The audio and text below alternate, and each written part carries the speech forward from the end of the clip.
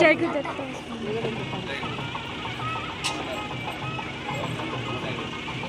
ओम no भद्राकृतमोजं जय गुरुदत्त दासो भवरिदास उद्युदाः देवानां दासानां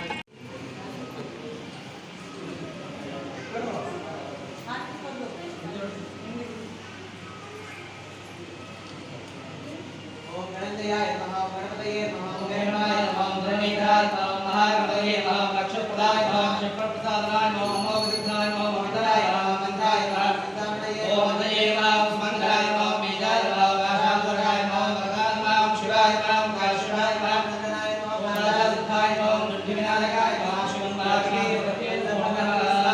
नमो नमः।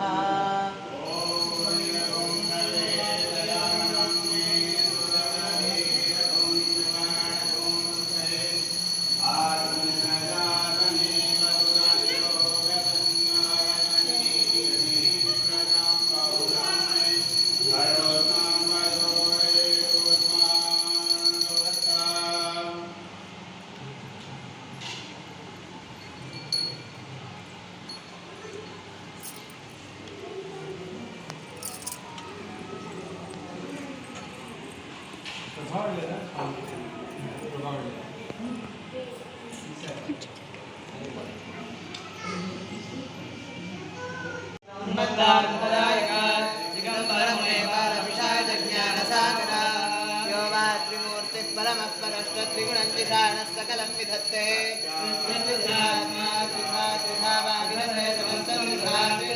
सकलं हराय नमः।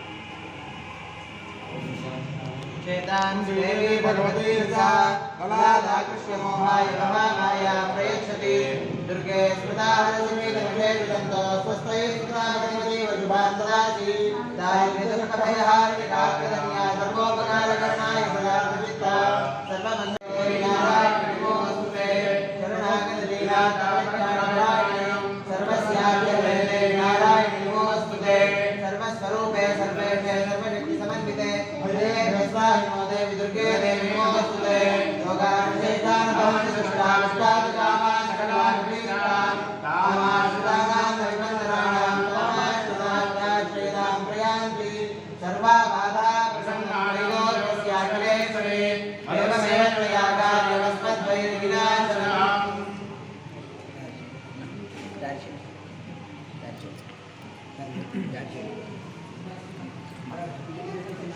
ఇక్కడ కూడా ప్రభావళి ఉందా పెట్టించండి దారి नीरजनयने निज हृदयेश्वरि नारायण सति नीवम्मा नारायण सति नीवम्मा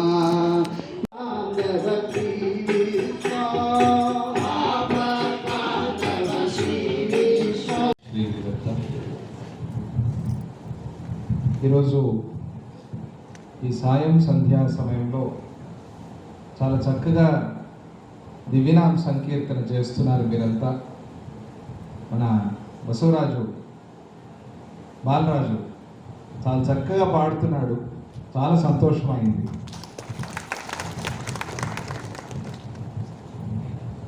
కేదార్ తబలా చాలా సంతోషం. ఇందుకే స్వామీజీ గారు ఈ ఆశ్రమాలన్నీ కూడా చేయించింది. భక్తులందరూ కూడా ఈ ఆశ్రమాల్ని బాగా ఉపయోగించుకోవాలి, అందరూ ఆశ్రమంలో చేరి సత్సంగాలు చేసుకోవాలి.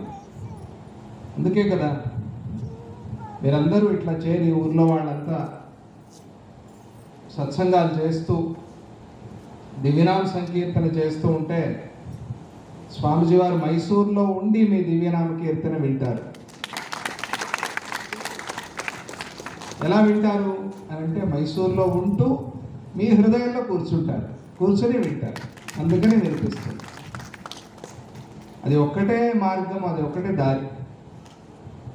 భగవంతుడిని చేరటానికి, గురువుని చేరటానికి అది ఒకటే మార్గం, వేరే మార్గం లేదు. నామ సంకీర్తన, నామం పలుకుతూ ఉన్నప్పుడే రూపం మన మనస్సుకు వస్తుంది. నిర్గుణోపాసన అనేది మనం కష్టం చేయలేం. అవ్యక్తాహి గతిర్దుఃఖం దేహవద్భిరవాప్యతే, భగవంతుడు భగవద్గీతలో చెప్పినట్టుగా అవ్యక్తోపాసన, నిర్గుణోపాసన అనేది కష్టం, అందరూ చేయలేరు. కాబట్టి సగుణోపాసన, సగుణం అంటే స్వామి దివ్యమంగళమూర్తి ఆ స్వరూపం మనస్సుని తెచ్చుకోవటం, పాదాల దగ్గర నుంచి కిరీటాంతం వరకు ఆ స్వామిని అట్లా మనస్సులో చూసుకుంటూ ఆయన పాదాలు, ఆయన వస్త్రము, ఆయన దివ్యమంగళ స్వరూపము, ఆయన ఆయుధాలు, ఆయన కంఠము, ఆయన కరుణాభరణాలు, ఆయన నవ్వు, ఆయన కంటి చూపు, ఆయన యొక్క ఆ తిలకము, ఆ కిరీటము, ఆ అభయముద్ర, ఆ వరదముద్ర, ఆ శంఖచక్రాలు లేదా ఆ త్రిశూలము, డమరుకము, అమ్మవారైతే అమ్మవారి ఆయుధాలు, ఇలా ఏ దేవతని మనం కొలుచుకుంటూ ఉన్నామో ఆ దేవత యొక్క దివ్యమంగళ స్వరూపాన్ని మనం దర్శించుకోవటం. అలా దర్శించినప్పుడు మనలో ఉండే పాపాలన్నీ కూడా కాలిపోతాయి. ఆ దర్శనం కలగటానికి ఒకటే మార్గం, నామ సంకీర్తన. ఈ నామ సంకీర్తన అనేది పెద్దలందరూ మనకు చెప్పింది, అందరూ పట్టుకుని తరించింది. దీన్నే మన పూజ్య గురుదేవులు స్వామీజీ వారు మనకు చెప్తున్నారు, చేస్తున్నారు, చేయిస్తూ ఉన్నారు. అందుకే అందరూ సాయంకాలం దివ్యనామ సంకీర్తన చేసుకుంటే ఆరోగ్యం బాగుంటుంది, మంచి నిద్ర పడుతుంది. మీరు చూస్తారు, ఏ రోజు మీరు భజన చేశారో ఆ రోజు మీకు మంచి నిద్ర పడుతుంది, అవునా కదా? చాలామందికి అనుభవం ఉంది ఇక్కడ ఉన్న వాళ్ళు. ఏ రోజు మీరు భజన చేయలేదో ఆ రోజు నిద్ర పట్టదు, పట్టినా కూడా కొంచెం ఆలస్యం అవుతుంది, అవునా కదా? చాలామందికి అనుభవం ఉంది. లేని వాళ్ళు అలవాటు చేసుకోండి, అనుభవం తెచ్చుకోండి, భజన చేసి చూడండి, చక్కగా హాయిగా ఆనందంగా ఉంటుంది. ఎందుకంటే మనస్సు నెమ్మది, శాంతి, మనస్సులో ఉండే కష్టాలన్నీ తీరిపోయాయి, అన్ని సమస్యలు మర్చిపోయాం, అన్ని సందేహాలు పటాపంచలైపోయాయి. ఆ నామానికి అటువంటి శక్తి ఉన్నది. చక్కగా కన్నడ భజనలు పాడుతున్నారు, తెలుగు భజనలు పాడుతున్నారు, సంస్కృత భజనలు కూడా పాడుతున్నారు, గురుబందరు యతిబందరు పాడుతున్నారు. ఇది వింటూ ఉన్నప్పుడు చిన్నప్పుడు మచిలీపట్నంలో జరిగిన ఒక ఘటన గుర్తొచ్చింది. పూజ్య గురుదేవులు దత్తాజీ వారితో మచిలీపట్నం వెళ్ళాం. 87, 88 అని అనుకుంటాను. అక్కడ ఇలాగే రాత్రి అయింది. స్వామీజీ వారు మచిలీపట్నం వెళ్ళేటప్పటికి విజయవాడ నుంచి రాత్రి 8:30, 9 అయిందేమో. అందరూ ఉన్నారు భక్తులంతా ఇదే మాదిరిగా. వాళ్ళు భజన చేస్తున్నారు. స్వామీజీ వారు చెప్పారు, మీరు భజన చేస్తూ ఉండండి, నేను వస్తాను అని చెప్పి లోపలికి వెళ్ళారు. ఇక్కడ వెళ్ళి భజన చేస్తున్నారు.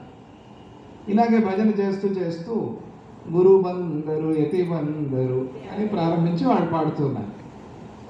పాడుతూ ఉంటే అప్పుడు స్వామీజీ వారి పరివారంలో రమణ కుమార్ గారు అని చెప్పి ఉండేవారు. స్వామీజీ పూజకంతా ఏర్పాటు చేస్తారు. ఆయన స్టేజ్ మీద కూర్చుని ఉన్నారు, వీళ్ళంతా పాడుతూ ఉన్నారు. ఉన్నటువంటి ఏ ఆపండి ఆపండి అని దూకాడు స్టేజ్ నుంచి. నాకు గాబరా అయింది, ఏమైంది దీనికి? వాళ్ళు పాడుతున్నారు కన్నడ పాట, పాపం వాళ్ళకి తెలియదు. మచిలీపట్నాన్ని బందరు అని కూడా పిలుస్తారు. మచిలీపట్నానికి బందర్ అని పేరు ఉంది కదా, ఎందుకంటే అక్కడ పోర్ట్ ఉండేది కాబట్టి బందర్. వాళ్ళు పాడుతూ పాడుతూ గురు బందరు యతి బందరు తాగి బందరు అని పాడుతున్నారు. వాళ్ళు తెలుగు వాళ్ళు కదా, వాళ్ళు తాగి బందరు అంటే ఇదే తాగి కాదు, త్యాగి బందరు. తాగి బందరు అంటే తెలుగులో వేరే అర్థం వస్తుంది. బందర్ అంటే వచ్చారు అని. కన్నడలో బందరు అంటే గురువుగారు వచ్చారు, యతీశ్వరుడు వచ్చారు, మమ్మల్ని పవిత్రం చేయడానికి వచ్చారు, త్యాగి వచ్చారు అని అక్కడ. వాళ్ళు ఎవరో పాడుతూ పిల్లలు పాడుతున్నారు, తాగి బందరు. తర్వాత స్వామీజీ వారు వచ్చి అది కలుసుకుని ఎంత నవ్వారో ఆ రోజు. ఆ ఘటన గుర్తొచ్చింది ఈరోజు. అటువంటివి కూడా ఉంటాయి. దండాలు దండాలు రామయ్య పాడారు. మా వెంట ఉండాలయ్య. ఆ రాముణ్ణి ప్రార్థన చేస్తున్నారు, అయ్యా నీకు దండాలు, కోదండధారి కోదండ రామ నీకు దండాలు, నువ్వు ఎప్పుడు మాతో ఉండాలి, నీ వెనుక లక్ష్మణ నడిచేనయ్యా. సీతమ్మ వారు లక్ష్మణస్వామి నీతో ఉన్నారు, నువ్వు మాతో ఉండాలి. ఏ రోజు నీ పెళ్లి రోజే, ఈ రోజే ఆ రోజే అని కాదు. నీ మీద పడిన తలంబ్రాలు మా ఇంట్లో రాలాలి, అలా మా ఇంట్లో పడిన తలంబ్రాలు సిరి సచ్చిదానందం అవ్వాలి, అవుతూ ఉన్నాయి అనే ఒక కీర్తన. ఎంత అద్భుతం భావనతో పాటుగా. అక్కడ కొన్ని కీర్తనలు కేవలం దివ్యనామ సంకీర్తన, దిగంబర దిగంబర ఇటువంటి కీర్తనలు దివ్యనామ సంకీర్తన. నామాలు అందులో చాలా చక్కగా నామాలు చెప్పుకోవటం. కొన్ని భజనలు, కొన్ని కీర్తనలు స్వామి యొక్క చరిత్ర, స్వామి లీల, స్వామి మహిమ, స్వామి యొక్క దివ్యమంగళమూర్తిని వర్ణించటం, ఇలా రకరకాల భజనలు. ఆ భజనల్లో మనం ఒక భజన సెషన్ ఒక 2 గంటల సేపు భజన చేశామంటే పూర్తి భాగవతం అంతా పారాయణ చేసినప్పుడు ఏ అనుభవం కలుగుతుందో ఒక భజన సెషన్తో అటువంటి అనుభవం కలుగుతుంది. మనకి ఏ పుణ్యం వస్తుందో మనకి ఆ పుణ్యం వస్తుంది. అటువంటి ఆ సత్సంగాన్ని చేసుకోవడానికి స్వామీజీ వారు మనకి చక్కగా విష్ణుదత్త క్షేత్రం, జనవాడ విష్ణుదత్త క్షేత్రాన్ని అనుగ్రహించారు. నిన్న చాలా విశేషమైన రోజు, మీరంతా లైవ్ చూసే ఉంటారు. మన శ్రీ గణపతి సచ్చిదానంద ఆశ్రమం అవధూత దత్తపీఠం యొక్క షష్ఠి పూర్తి చేసుకున్నాం నిన్న మైసూర్లో. 60 సంవత్సరాలు. 5/5/1966లో స్వామీజీ వారు మొట్టమొదటిసారి మైసూర్ ఆశ్రమానికి పాదార్పణ చేశారు. మైసూర్ ఆశ్రమ స్థాపన అయింది, షష్ఠి పూర్తి. ఆ ఆశ్రమ స్థాపన అయిన తర్వాత 16 దత్తక్షేత్రాలు, నవనాథ దత్తక్షేత్రాలు, పాదుకా క్షేత్రాలు, ఇలా విష్ణుదత్త క్షేత్రాలు లాంటి క్షేత్రాలు, ఇవన్నీ కూడా మన కోసం నిర్మాణం చేయించి మనమంతా ఇలా కలిసి సత్సంగం చేసుకోవాలి. అదే ధర్మానికి మూలం. ధర్మం కోసం మనం నిలబడినప్పుడు ధర్మం మన కోసం నిలబడుతుంది. కృష్ణుడు అన్నాడు కదా, ఎక్కడ ధర్మం ఉంటే అక్కడ జయము, ఎక్కడ ధర్మం ఉంటే అక్కడ కృష్ణుడు, ఎక్కడ కృష్ణుడు ఉంటే అక్కడ జయం, ఎక్కడ కృష్ణుడు ఉంటే అక్కడ ధర్మం, ఎక్కడ ధర్మం ఉంటే అక్కడ జయం. అందువల్ల ఆ ధర్మం కోసం మనం ఊర్లో వాళ్ళందరూ చేరాలి. మనము సత్సంగాల్లో అహంకారాలు పెట్టుకోకూడదు. వీళ్ళు వాళ్ళు అనేది లేదు, అందరూ ముఖ్యమే. గురువు గారికి, గురువు దగ్గర పెద్ద చిన్న అనేది లేదు. ఆ భావన లేకుండా మనమందరము కలిసి సత్సంగం చేసినప్పుడు జన్మ తరిస్తుంది. జన్మకి చాలా ముఖ్యమైనది సత్సంగం. కపిల మహర్షి దేవహూతి అమ్మవారికి ఉపదేశం చేస్తున్నప్పుడు చెప్పే మొట్టమొదటి మాట అది భక్తి మార్గంలో, సత్సంగం చేయాలమ్మా అని చెప్తాడు ఆయన. సత్సంగం చేయటం చాలా ముఖ్యము. సత్సంగం అంటే ఇట్లాగే మనమంతా కలిసి భగవంతుడిని కీర్తించటం, భగవన్ నామస్మరణ చేయటం. ఇప్పుడు ఒక భజన కూడా పాడారు కదా, చెవులున్నది ఎందుకు భగవన్నామాన్ని వినేందుకు, నోరున్నది ఎందుకు భగవన్నామాన్ని పలికేందుకు, ముక్కున్నది ఎందుకు మసాలా దోశ వాసన చూసేందుకు. ఏం ప్రయోజనం? ఎంతసేపు ఉంటుంది? పోతుంది. భగవంతుడి పాదాల్లో అర్పణ చేసిన తులసి ధ్యానం చేసేందుకు. ఎదుట ఎందుకు స్వామి నీ చరణ గంధాన్ని, చరణ భస్మాన్ని ధారణ చేశాను. చేతులున్నది ఎందుకు? నీ సేవ చేసేందుకు. కాళ్ళున్నది ఎందుకు? నీ దగ్గరికి నడుచుకుంటూ వచ్చేందుకు. హృదయం ఉన్నది ఎందుకు? అక్కడ నిన్ను నిలుపుకునేందుకు కదా. జీవితం వచ్చింది ఎందుకు? మళ్ళీ నీలో కలిసిపోయేందుకు. అంతే కదా, ఇంకే కలిసిపోవాలి. అందుకోసమే జీవితం. అందుకే ఇవన్నీ సాధనలు, ఇవన్నీ కూడా. అలా మనము ఈ క్షేత్రాన్ని బాగా సద్వినియోగం చేసుకుందాం, చక్కగా సత్సంగాలు చేసుకుందాం. మన గోపాలకృష్ణ గారు కుటుంబం అంతా కూడా నిలబడి క్షేత్రానికి సేవ చేస్తూ ఉన్నారు. వారితో పాటుగా మీరంతా ఊళ్ళో వాళ్ళు కలిసి సహకరించి చేస్తూ ఉన్నారు. చాలా సంతోషం. ఇక్కడ ఒక షెడ్ నిర్మాణం కావాలి అని మొన్న స్వామిజీ వారు ఉగాదిలో సంకల్పం చేశారు. లేకపోతే భక్తులు ఇబ్బంది పడతారు, వర్షం వచ్చినా ఎండ వచ్చినా కష్టపడతారు చలికాలంలో. అందుకనే ఒక షెడ్ వేయండి, వస్తాను అని చెప్పారు స్వామిజీ వారు. అది ఎలా రావాలి అని చూడటం కోసమే వచ్చాను ఈరోజు. అదే కార్యక్రమం. ఇది ఇవన్నీ కూడా దానిలో కలిసి వచ్చాను. మీరంతా వచ్చారు, సత్సంగం చేస్తున్నారు. అప్పుడు మన వాళ్ళంతా అడిగారు, స్వామిజీ షెడ్ వేయమని చెప్పారు కదా, అలాగే ఒక ఆంజనేయ స్వామిని పెట్టుకుంటాము అని. సరే అని అనుమతి ఇచ్చారు. ఒక 18 అడుగుల ఆంజనేయ స్వామి మన దగ్గర రాబోతూ ఉన్నారు. అందరికీ కావాలి కదా ఆంజనేయ స్వామి. ఆయన భక్తికి రూపం ఆంజనేయ స్వామి, యోగానికి రూపం. ఆయన వస్తే ఊరికంతా మంచిది. ఊర్లో వాళ్ళంతా వస్తారు, స్వామిని కొలుచుకుంటారు. అందుకోసం ఆంజనేయ స్వామి కూడా ఇక్కడ రాబోతూ ఉన్నారు. ఆళ్ళగడ్డలో సిద్ధంగా ఉన్నారు. ఇక మనం ఎప్పుడు రప్పించుకుంటామో అది మన చేతిలో ఉంది. ఆ ప్లాన్ అంతా చూడటానికి రేపు శిల్పి కూడా వస్తూ ఉన్నారు ఇక్కడికి. రేపు ప్రొద్దున ఆ కార్యక్రమం చూసుకుని ఇక్కడే మోతీనగర్లో ఒక దత్త దేవాలయం ఒక ఆమె నిర్మాణం చేశారు, ఒక డాక్టర్ గారు ఆమె. అక్కడ ఆ దేవాలయం అంతా శిథిలమైపోయింది, జీర్ణమైపోయింది. ఆ విగ్రహం ఎక్కడో పడిపోయింది, పోయి మోరీలో పడిపోయింది. ఆ కాలువలో పడిపోతే ఆమె వెళ్ళి చూసి బాధపడి, అయ్యో దత్తుడు అంటే నా బిడ్డ అని నేను కొలుచుకుంటూ ఉంటాను, ఇలా ఎవరు పట్టించుకోకుండా పక్కన పడేశారే, దత్తుడికి మళ్ళీ నేను ఆలయం కట్టాలి అని చెప్పి ఆవిడ సంకల్పం చేసుకుని కడతాను అని ముందుకు వెళ్తే అక్కడ వాళ్ళు ఎవరు ఒప్పుకోలేదు. సంతాము నువ్వు కనుక దేవాలయం కడితే అని చాలామంది బెదిరించారు.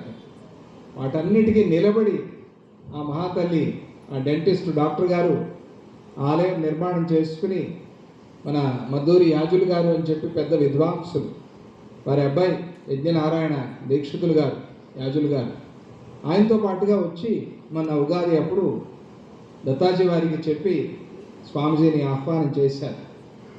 అందుకోసమని ఆ ఆలయాన్ని రేపు అక్కడ సందర్శించి ప్రతిష్ట కార్యక్రమం జరుగుతోంది. జీర్ణోద్ధారం అనేది చాలా మంచి పని. ఎక్కడైనా ఒక గుడి పాడుపడిపోయింది అని అంటే ఆ గుడి కోసం మనం చేసే సేవ భగవంతుడికి చాలా ఇష్టం, గురువుకి చాలా ఇష్టం. అటువంటి సేవ ఆమె చేసుకుంది, ఆ డాక్టర్ గారు దంపతులు. అక్కడికి వెళ్ళి అట్నుంచి దుండిగల్లో రేపు రాత్రి అక్కడ దత్తాత్రేయ స్వామిని దర్శనం చేసుకుని ఎల్లుండి ముంబై వెళ్తూ ఉన్నాం.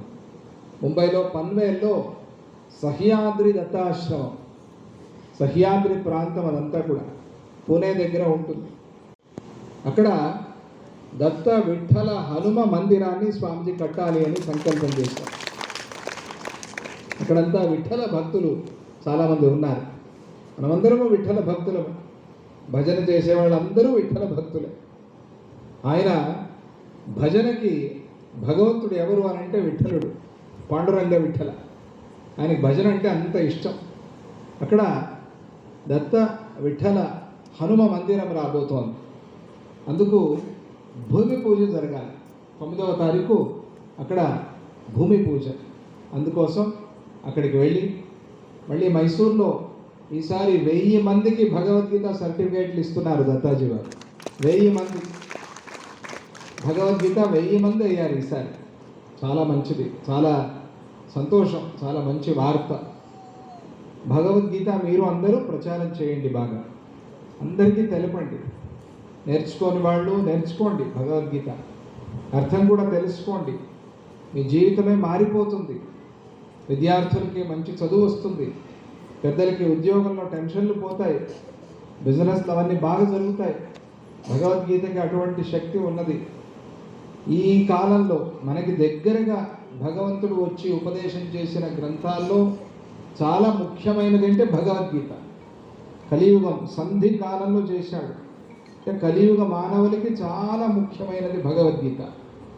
కాబట్టి ఆ భగవద్గీతని ఆ ప్రకారంగా ప్రచారం చేస్తూ ఉన్నారు. అందరూ నేర్చుకోండి భగవద్గీత, అందరికీ నేర్పండి. నేర్చుకున్న వాళ్ళు టీచర్లు కండి, వాలంటీర్స్ అవ్వండి. చాలామంది పిల్లలు అభ్యాసం చేస్తున్నారు, వాళ్ళకి చెప్పించండి. భయపడతారు పాపం పరీక్ష ఇవ్వటానికి, వాళ్ళకి నేర్పండి. ఏం భయపడద్దు, వస్తుంది. 85-90 ఏళ్ల వాళ్ళు కూడా నేర్చుకుని పరీక్ష ఇచ్చి గోల్డ్ మెడల్ తెచ్చుకుంటూ ఉంటున్నారు అంటే చూడండి ఎంత ఆశ్చర్యం. వస్తుంది, భయపడాల్సిన పని లేదు. చదువు కూడా రాదు చాలామంది, అక్షరాలు కూడా రావు. అటువంటి వాళ్ళు కూడా నేర్చుకుని అంతే. ఆ మనస్సు ఉంటే అన్నీ మనం సాధిస్తాం. మార్గము, మనస్సు ఉంటే మార్గం ఉన్నది అని మనం వింటాం కదా. ఆ మనస్సుతో మీరు మనస్సు పెట్టి కృషి చేయండి, మీకు వస్తుంది. భగవద్గీత చాలా ముఖ్యం. ఆ భగవద్గీత నేర్చుకోండి. పిల్లలు, పెద్దలు, అమ్మలు అందరూ కూడా ఈ వేసవిలో ఇక్కడ కూడా సత్సంగాలు చేయించండి అమ్మా. ఇక్కడ కూడా సత్సంగాలు పెట్టండి, క్లాసెస్ పెట్టండి, భగవద్గీత నేర్పండి. అందరికీ రండి ఆశ్రమానికి ఇదే మాదిరిగా వచ్చి ఇక్కడ సత్సంగాలు చేయండి మంచిగా. మనం ఇంట్లో చేయటానికి దేవాలయంలో చేయటానికి చాలా వ్యత్యాసం ఉంది. దేవాలయంలో చేసినప్పుడు ఆ తరంగాలన్నీ కూడా మనల్ని కాపాడుతాయి, రక్షిస్తాయి. అక్కడ అటువంటి ఆ శక్తిని స్థాపన చేస్తూ ఉంటారు స్వామిజీ వారు. ఆ శక్తిలో మనం కూర్చుని సత్సంగం చేయాలి, అది ముఖ్యం. ఇంట్లోనే మొక్కుతాను అని అంటే అది కాదు. మనం రావాలి, వచ్చి ఆలయంలో సేవ చేయాలి, ఆలయంలో సత్సంగం చేయాలి. చాలా ముఖ్యమైనది. ఇప్పుడే సమాజం బాగుండేది, లేకపోతే సమాజంలో మార్పు రాదు. చూస్తూ ఉన్నాం, కలవాలి, కలిసినప్పుడే మనం స్ట్రాంగ్గా ఉండేది. ఇప్పుడు పరిస్థితులు మనం చూస్తూ ఉన్నాం కదా, అట్లా కాకూడదు. మనమందరం కలిసినప్పుడు మన బలము పెరుగుతుంది, మన మనోబలము పెరుగుతుంది. కాబట్టి ఇదే మాదిరిగా అందరూ కలిసి సత్సంగాలు చేయండి. ఈ ఆశ్రమం ఇంకా కొత్తగా తయారవుతోంది, నిర్మాణాలు కూడా కాబోతూ ఉన్నాయి. అందులో కూడా అందరూ సేవ చేసుకోండి. త్వరలోనే మనం పూజ్య దత్తాజీ వారిని జనవాడ ఆశ్రమానికి విష్ణుదత్త క్షేత్రానికి పిలుచుకుందాం, స్వాగతించుకుందాం, కార్యక్రమం చేసుకుందాం ఇక్కడ కదా. త్వరగా పిలుద్దామా? అది ఇటువంటి క్షేత్రాలన్నీ కూడా మనం కాపాడుకోవాలి, నిలబెట్టుకోవాలి. ఇక్కడ జరిగే కార్యక్రమాలన్నింటిలో పాల్పంచుకోండి. విశేషంగా విష్ణుదత్త క్షేత్రం రేపు వచ్చేది అధిక మాసం, మే 17 నుంచి అధిక మాసం, అధిక జ్యేష్ఠం. అందులో కూడా జ్యేష్ఠ మాసం అంటే విష్ణువుకి చాలా ఇష్టం. తిరుపతిలో జ్యేష్ఠాభిషేకం చేస్తారు స్వామికి. జ్యేష్ఠ మాసంలో జ్యేష్ఠ నక్షత్రంలో విశేషంగా శుక్రవారం కలిసి వస్తే స్వామికి చాలా బ్రహ్మాండంగా వైభవంగా జరుగుతుంది అభిషేకం. జ్యేష్ఠ మాసం అంత ముఖ్యమైనది. అందులోనూ అధిక జ్యేష్ఠం. స్వామిజీ వారు అవతరించింది అధిక జ్యేష్ఠం. ఆ అధిక జ్యేష్ఠం వస్తోంది మనకి ఈసారి. ఆ తరువాత నిజ జ్యేష్ఠం. అధిక జ్యేష్ఠంలో ఇలాగే అందరూ కలిసి సత్సంగాలు చేసుకోండి, స్వామికి కైంకర్యాలు బాగా చేసుకోండి, నైవేద్యం బాగా చేయండి స్వామికి. ఆ నైవేద్యాన్ని వచ్చిన వాళ్ళకందరికీ పంచిపెట్టండి. ఆ అన్నదానంలో మీకు అందరికీ మంచిదవుతుంది. దత్తస్వామిని నమ్ముకోండి, దత్తాత్రేయ స్వామిని పట్టుకోండి. ఆయన్ని పట్టుకున్న వాళ్ళని ఆయన ఎప్పటికీ విడిచిపెట్టడు. 6 చేతులతో పట్టుకుంటాడు, 2 చేతులు 6 చేతులతో పట్టుకుంటాడు. దత్తస్వామిని నమ్ముకోండి, సత్సంగాలు చేయండి. మీకు అందరికీ శుభం. జై Gurudatta, Shri Gurudatta.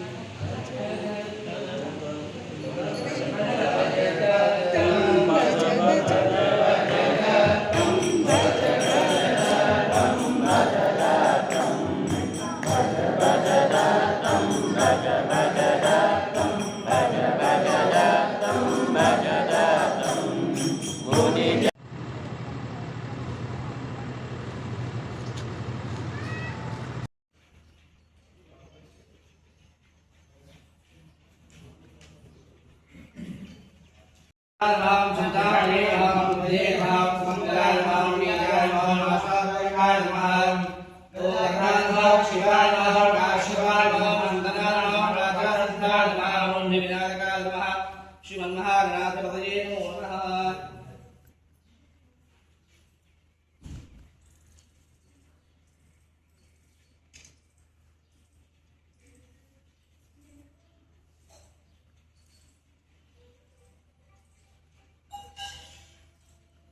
Om Gananatva Ganapati Bhavamahe Kavinam Sharasamam Jeshtaram Shranam Brahmanaspadam Shranman Devisena Sadhanam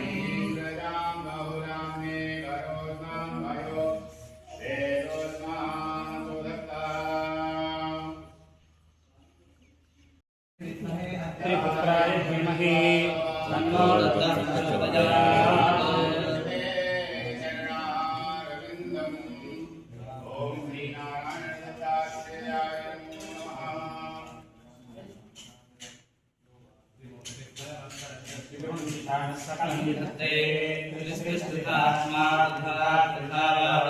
समस्तं तथार्ति रूपं सकलं नराय नमः. ओम चंद्रमान सोजाय चक्रो रुद्रोयाय दारुभावाय श्राण संहार वीरयाय